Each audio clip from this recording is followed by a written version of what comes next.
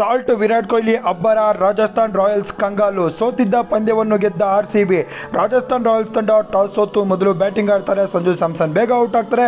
ಯಶಸ್ವಿ ಜೈಸ್ವಾಲ್ ಅವರು ಸೂಪರ್ ಆದಂಥ ಇನ್ನಿಂಗ್ಸ್ ಆಡ್ತಾರೆ. ಶತಕ ಹೊಡಿಬೇಕಾಗಿತ್ತು. RCB ತಂಡದ ಬೌಲಿಂಗ್ ಚೆನ್ನಾಗಿತ್ತು ಅಂತ ಹೊಡಿಲಿಲ್ಲ.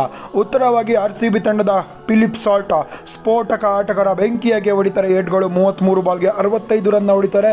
ಜೊತೆಗೆ ವಿರಾಟ್ ಕೊಹ್ಲಿ ಕೂಡ ಕೊನೆ ಗಂಟೆ ತಗೊಂಡೋಗಿ ಮ್ಯಾಚ್ನ ಫಿನಿಶ್ ಮಾಡಿ ನಾಟ್ ಔಟ್ ಆಗಿ ನಿಲ್ತಾರೆ. RCB ತಂಡ ರಾಜಸ್ಥಾನ್ ರಾಯಲ್ಸ್ ವಿರುದ್ಧ 9 ವಿಕೆಟ್ಗಳಿಂದ ಗೆಲ್ಲುತ್ತೆ. ಸ್ಕೋರ್ ಕಾರ್ಡ್ ಹೇಗಿದೆ ಗೊತ್ತಾ? ಮ್ಯಾನ್ ಆಫ್ ದ ಮ್ಯಾಚ್ ಆಗಿದ್ದು ಫಿಲಿಪ್ ಸಾಲ್ಟ್. ಜೋಫ್ರಾ ಆರ್ಚರ್ ಹೊಡಿತಾರೆ. ಎಲ್ಲರಿಗೂ ಕೂಡ ನಾಯಿ ಹೊಡೆದಂಗೆ ಹೊಡಿತಾರೆ. Flat six ಸಾಕಾಗಿರುತ್ತೆ.